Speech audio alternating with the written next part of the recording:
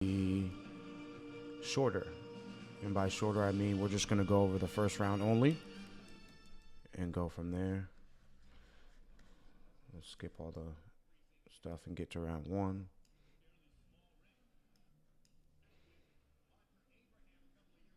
Couple disclaimers for you. This is the Southpaw versus orthodox fight. Most of your coaches will say take lead foot dominance. What is lead foot dominance to those who don't know? Your lead leg, if you're a southpaw, is going to be your right leg. Your lead leg, if you're orthodox, is going to be your left leg.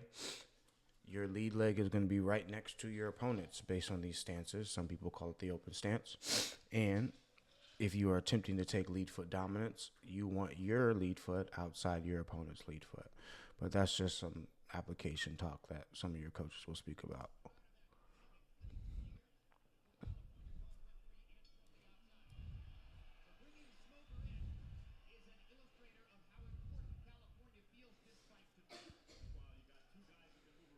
Pretty early, as you see, Andre Ward is going against the application that I just spoke of, and I didn't do that on purpose. We're watching this together, even though I've seen this fight already. But Andre Ward is moving towards his right, which would be away from lead foot dominance. Is he moving right intentionally, or is Chad Dawson making him move to the right? We'll find out.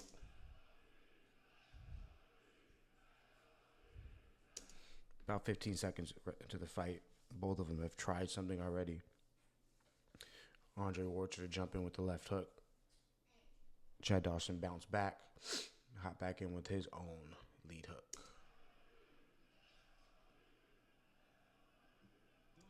Other thing that you'll see happen often is lead hand control. So Andre Ward with his left hand trying to control Chad Dawson's right hand, and vice versa. Chad Dawson doing the same thing. Nobody really throwing any or attempting to land any jabs, but they are using that jab hand or lead hand to control space right now.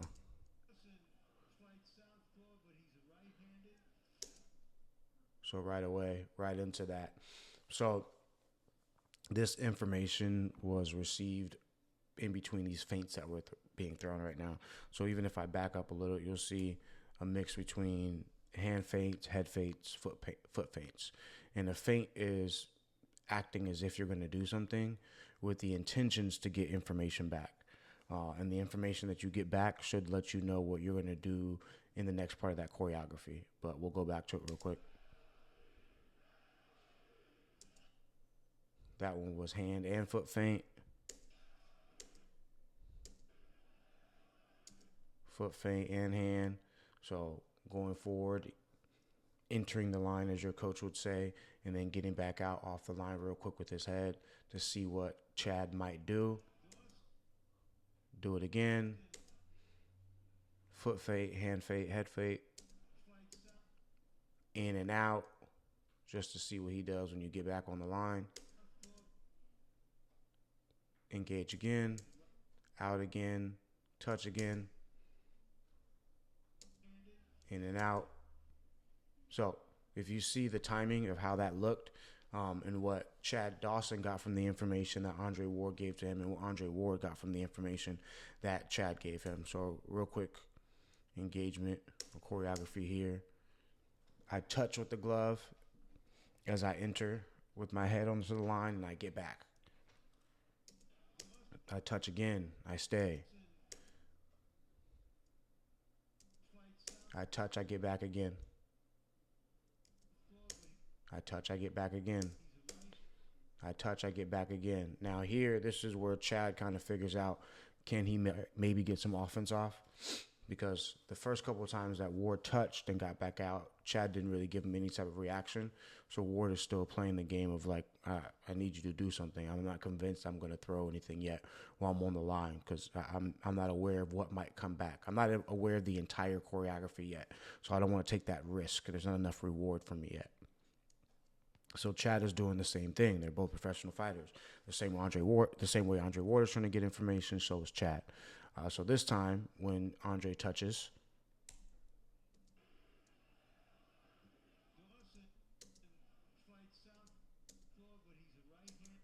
Chad steps in and he protects himself with his lead hand as well, because he's assuming, hey, if I come into the line right now and I want to hit you, I'm assuming you're going to hit me. So that's his feint. That's his information that he's trying to gather.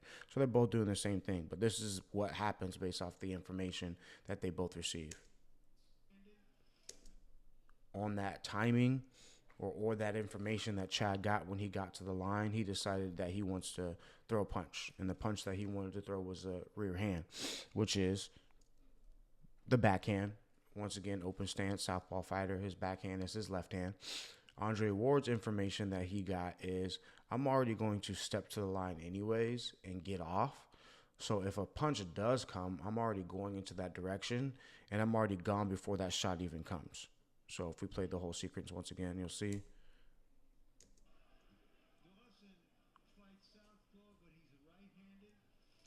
So we talk about reaction, and the idea of reaction is more so about assumption. It's deducing the information that you're given before, and deducing will just be kind of using the information and saying, hey, this is what this person might do. Right, so Andre Ward is already leaving before this punch even happens. That's the reason why he gets away from the punch. Now, it is early in the fight, 2 minutes and 37 seconds of the first round. So is Andre Ward going to counter this shot already? Probably not, too early, but can he download this information and data for later on when he wants to counter? Maybe, if Chad shows him the same thing, if Ward gets him to show him the same thing. But right now, just off that quick information and the biggest engagement or choreography that's happened so far in this fight, you would see Chad wants to go ahead and get onto the line and throw a backhand, a lead left hand from the southpaw position. Ward's going to get off the line going towards his right. Another thing to note is, from a footwork standpoint, when you talk about ring generalship, that's included in footwork as well. If you guys have ever shadow boxed and been in the ring where there's like 10 guys shadow boxing and one's in the corner and one's on the side of the ring just because they need to shadow box and all share the ring at once, it's hard to do what Ward just did without the proper intentions and using the correct corners of the ring like you're supposed to. So just this simple technique of getting off the ropes and circling back to the center of the ring so you don't remain on the ropes. That's a skill in itself. It looks natural to Andre Ward because he has a million reps of doing that same thing. And when you get good at what you practice, if you practice shadow boxing in the ring and you're like on the side of the ring, you're not really circling like you're supposed to, that's what's going to happen when you spar, and that's what's going to happen when you fight.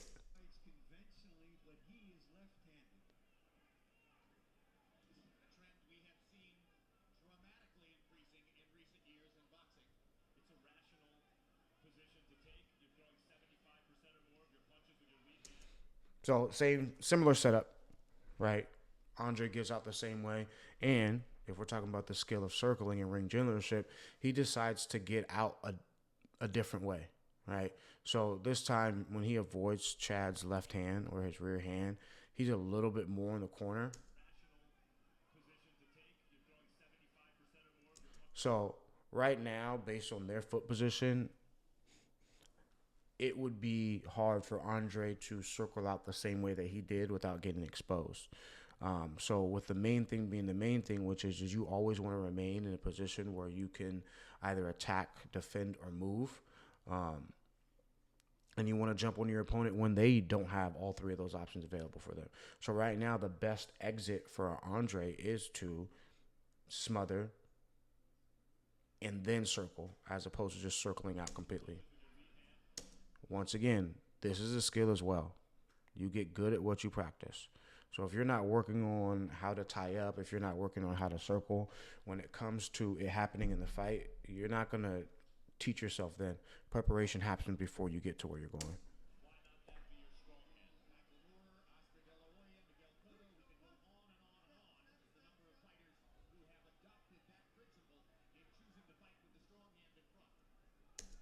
And so this was our first look at Andre Ward's double jab, right hand to the body. Just a way and a setup of how he can get some shots without getting hit back and just getting information how he can use that to his advantage either now or later in the fight.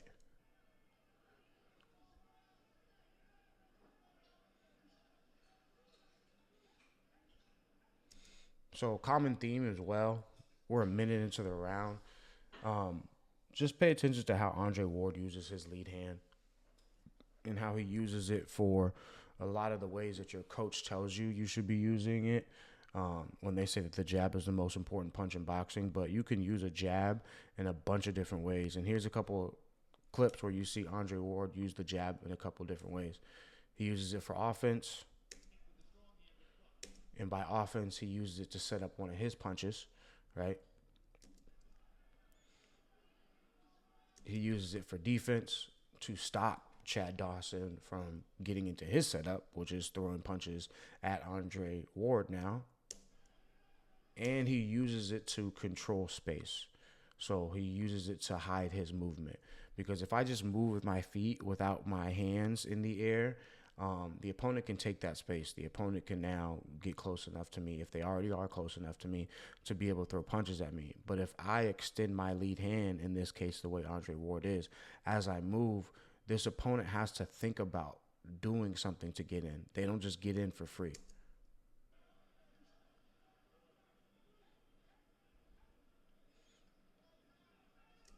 Little subtle feints. And this is a combination of, yes, footwork, but also you can see head movement. We're in a perfect angle right now where we can see Andre Ward's head going from a high position to a low position. And some of your coaches will call it level changes. If we're talking about cueing for an athlete, that is telling them, and we do it in the strength and conditioning world as well, where we tell you some cues that you have to do a particular exercise. So you remember how to get into a position, and cueing it is a more efficient way to say it instead of just explain to you, hey, do this.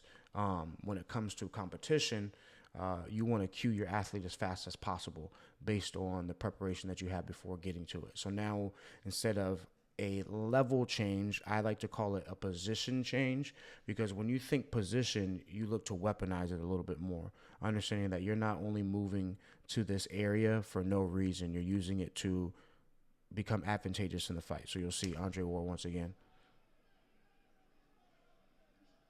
Real small. High with the head, low, off the line. High, low, right? Some would say this is dipping below the waist and this is illegal. Okay. But head is low. Dawson's a pro once again, so he takes that half step back just to go ahead and see.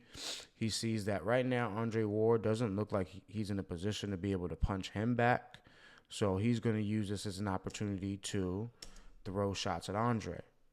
Andre understands my head is the target, so as I was going from a low to a high position, if Chad were to throw at me, one of my exits with my head might be back down. Gets out the way, but this is information that you can download for later in the fight, much later or immediately later. So now we talk about the information that was received. For the most part, anytime that Andre Ward was going from a high to a low position, Dawson wasn't reacting with any punches. And so if you change positions from one position to the other and your opponent doesn't punch you, that means that you created an opportunity for you to punch them.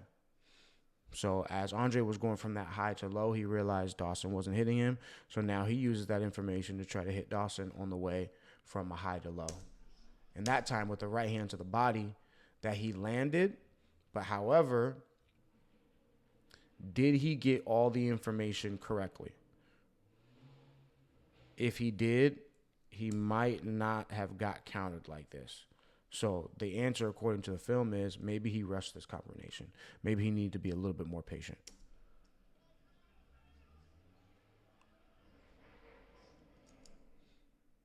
Because Dawson enters the line with his own lead hand. Ward, being a pro, he already has his exits there just in case. So this is how he defends himself after he's done trying to punch. Off the line, reset, potential new engagement.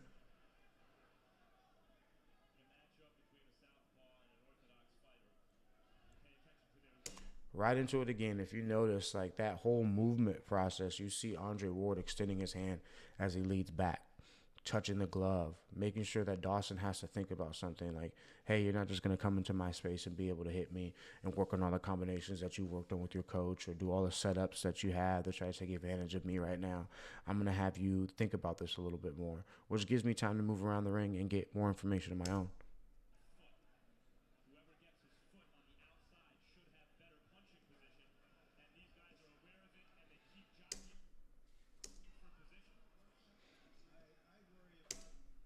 So same shot. Andre Ward went the high to the low to the body, and Chad looked to counter with the same shot. This time, Andre, instead of backing up and getting off the line completely, he exited by going in. So now they're in an infighting position.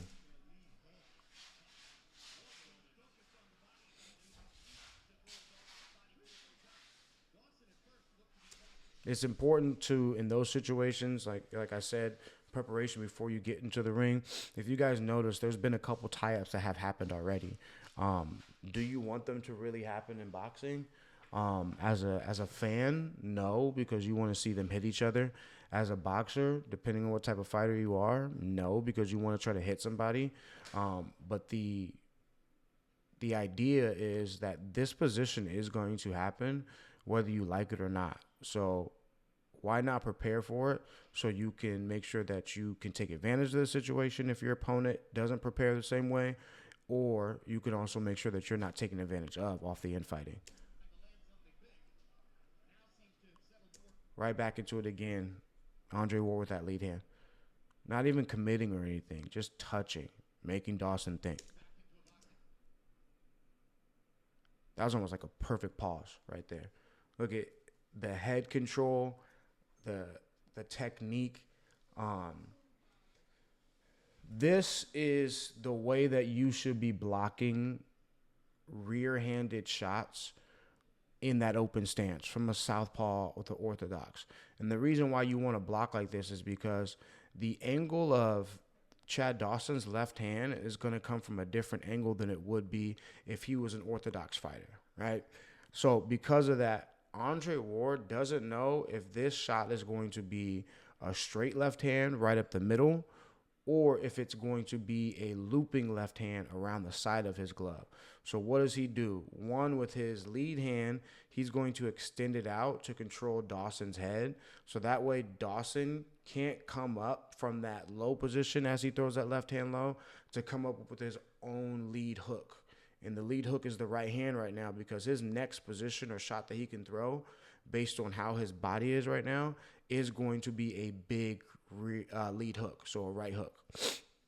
Now, Andre Ward, what he's doing is what they would say is he's holding the phone, right? And that's going to stop him from getting hit with that looping shot.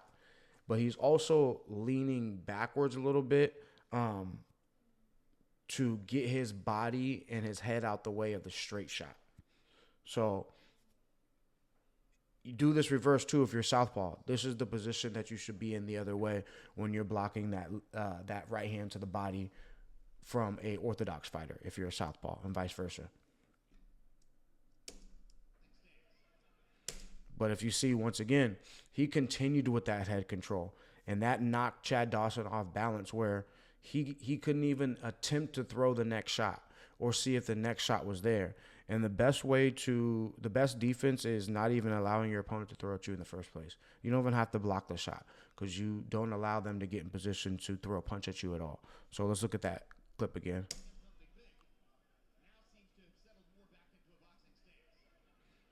Off balance. Off balance. Chad has to go the other direction. He has to completely reset his feet.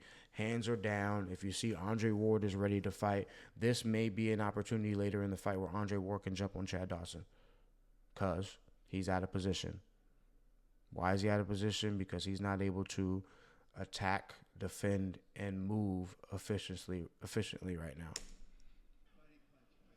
And if you notice, that's exactly what happened. Andre Ward used that opportunity where he can jump on Chad Dawson and throw a punch without any repercussions.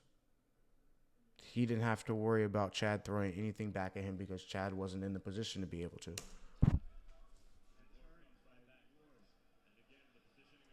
Back to infighting again.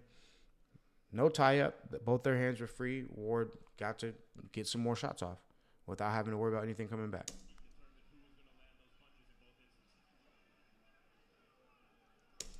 So the last two times, so this combination has happened 3 times from Andre Ward. The first time he just disengaged and got off the line completely. The last 2 times he's thrown that right hand to the body, he smothers Chad's shot. The first time he threw it, Chad threw a lead hook, and Andre Ward could have got hit, but he didn't. So this time he decided to smother the shots instead. So right hand to the body, step in, so it smothers Chad Dawson's right hook.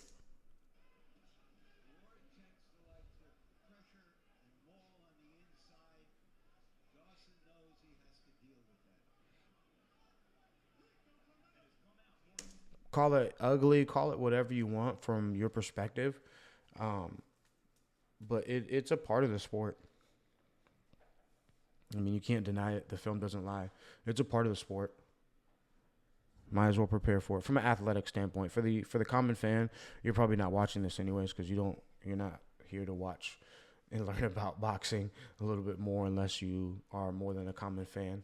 But for you athletes, for you people trying to get better at boxing, you should be preparing for situations that you might find yourself in the actual fight.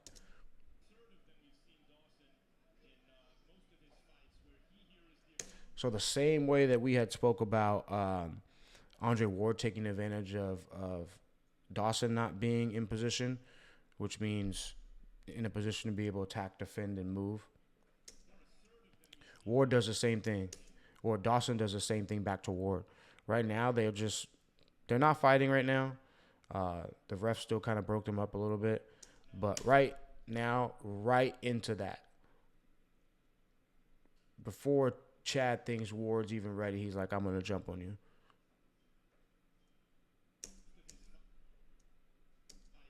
So what happens? A lot of you guys will say good defense. Andre Ward didn't get hit with anything. But you don't get rewarded for just blocking shots. You get rewarded for taking advantage of the block shots and countering your opponent. Is Andre Ward going to counter off of this double jab left hand from Dawson? Maybe, but in this particular scoring situation, it doesn't matter. Chad Dawson won that engagement. He completed that choreography and was advantageous.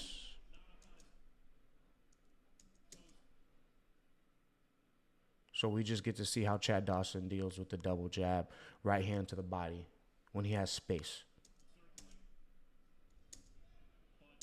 This is something that this is the entire choreography. And so when I explain choreography a little bit more right now, right?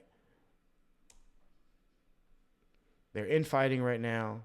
The ref's taking a peek, looking at what's going on. He's looking for, are their hands free or are their hands tied? Because once their hands are tied up, they're supposed to break them up so they can get back to using their fists and using their hands instead of wrestling right now, right? But it's a part of the sport.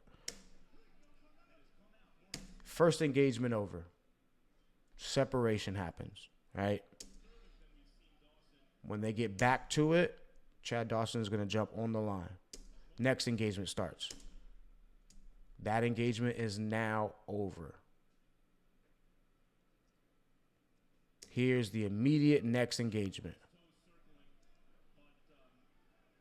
That right there is the entirety of the choreography. And if we look at the setup from Andre Ward, right, your setups don't always have to lead to immediate punches. You can just get more information. So this was his version of the feint. So if we go back and we go a little bit at a time. He gets on the line. This is how he controls the space before he gets to the line with his lead hand extended. Because now he says, okay, am I in range to be able to throw the shot? Has the fight really started right now? If I am, that means that I'm close enough for you to hit me too. So I'm going to stick this hand out. So you have to think about hitting me right now. He pulls the hand back down. It's close enough. Now he gets into his setup right now. Jab high. Change positions low, which drops Chad Dawson's eyes reminds him of the setup that Andre Ward has already been getting into, which is that double jab, right hand to the body. The right hand to the body happens because Andre Ward is low. Chad Dawson takes a half step back to see if he can throw a counter at Andre Ward. Andre Ward doesn't throw this right hand. Instead, he comes back up to the high position again. And watch what he's going to do with his glove to stop Chad from doing something that he doesn't want Chad to do, which in this case is punch him in the face. Just extends that hand out. It's subtle, but that's the entirety of the choreography. I'm going to try to hit you, and this is the way I'm going to do it. Double jab to set up my right hand to the body. My setups make sure I don't get hit while I'm trying to hit you. Now, the potential right hand that I throw is the shot that is hitting you. And then now, once I'm done hitting you, I have to make sure that you don't get to hit me. So how did Andre Ward do that? Created space with that double jab and the position changed low. Didn't throw the right hand, but he had earlier. So you can see Chad's ready for that. Once he's done attempting to throw that shot, he comes back up to a high position and extends his hand just to go ahead and stop Chad from doing what he's doing. That's important for y'all. Very important.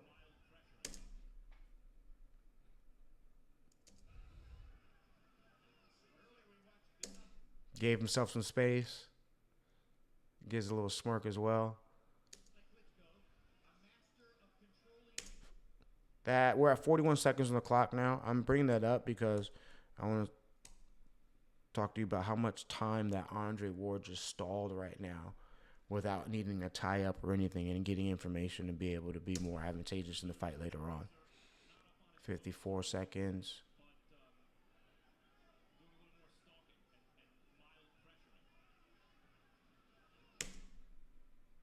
So that was about, 10 seconds, if I'm mistaken, where Chad Dawson was in position to be able to throw shots at Andre Ward, which is close enough, but he couldn't because of how Andre Ward just controlled everything.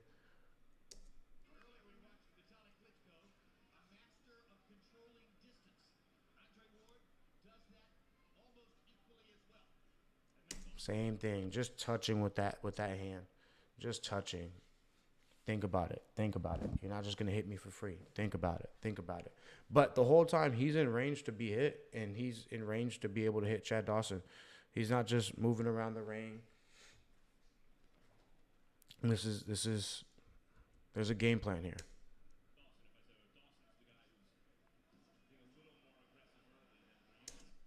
Maybe a little clubbing shot behind the ear. Maybe he got away with one. See what the film says, if I can pause it properly, and then I'll get into what we need to say about what just happened again.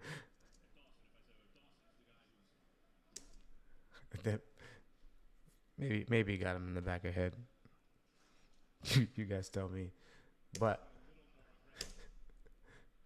well, I think Dawson's face said maybe it did.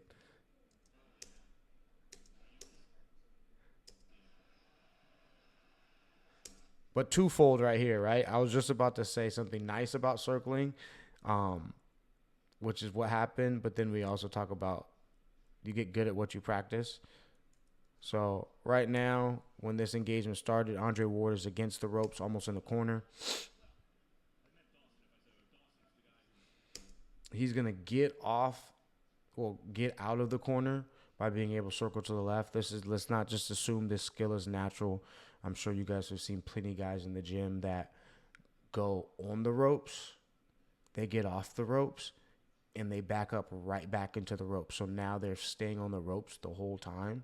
And that's nice if they know how to fight off the ropes and they're winning the fight on the ropes. But if they're not, you do need to practice how to get off the ropes and circle and stand ground in the center of the ring.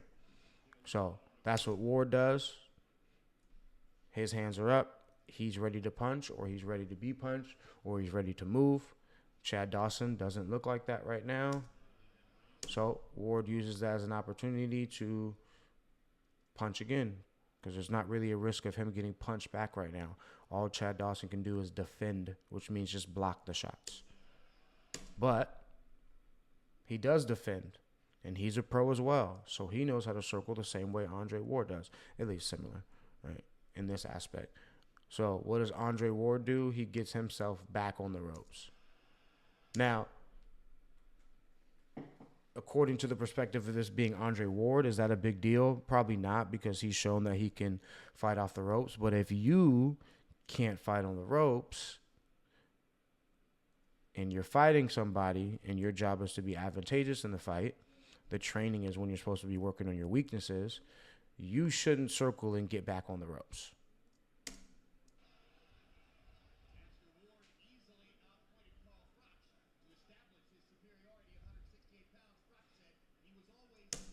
Just moving around, controlling that hand. You don't get to just walk in here and hit me for free.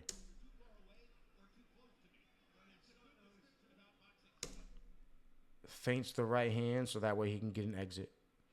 And if we look at the footwork as that, right now they're going to step on the toes. They're going to step on each other's toes. That happens a lot in the open stances or Southpaw orthodox stance. Chad Dawson is going to step to the right a little bit because, as we talked about in the first part of the video, he wants to establish lead foot dominance, which means his right foot over the top of Andre Ward's left foot. Andre Ward understands the position of where Chad is at. So what he does is he already takes that half step back to protect himself from the rear hand, like he did before.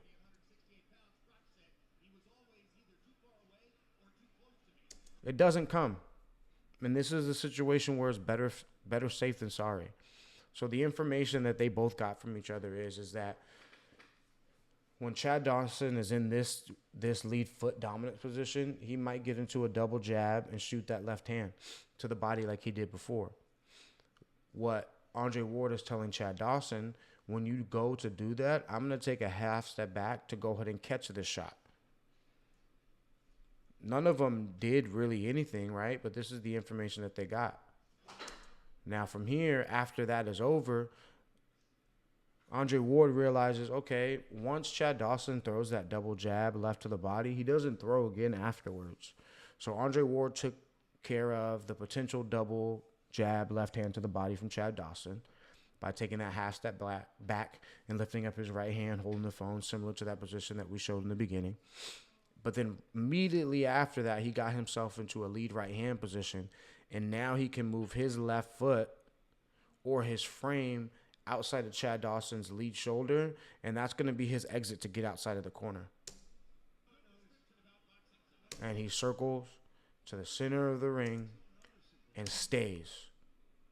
He doesn't slide back to the ropes again to allow Chad Dawson to get him back in that position once again. He is now defending the center of the ring right now. Just touching, making Dawson think once again. Looking to see if he can get into some punches once again.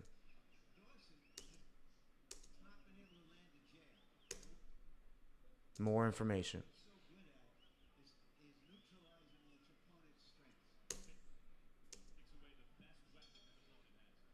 So that's round one.